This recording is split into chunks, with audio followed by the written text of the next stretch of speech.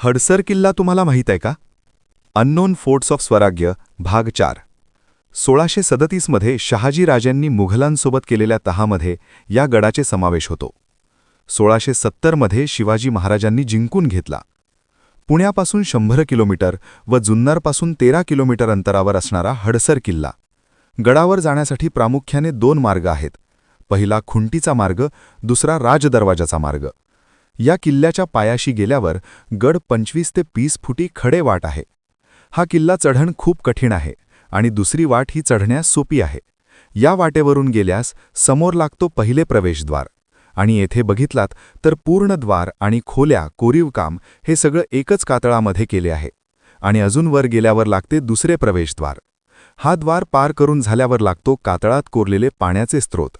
याचे नाव कमानी टाक. त्यानंतर डाव्या बाजूस गेल्यावर लागते कातळात कोरलेले धान्य कोठार आणि असे 3 मोठे धान्याचे कोठार आहेत. अजून पुढे गेलात की लागते महादेव मंदिर आणि अजून पुढे गेलात की पाण्याच्या टाक्यांचे समूह लागते. हे सर्व कातळात कोरलेले आहेत. आणि डाव्या बाजूस गेल्यावर एक देवीचे मंदिर दिसते. अजून काही अंतरावर गेला की वाड्यांचे अवशेष आपल्याला बघायला मिळतात.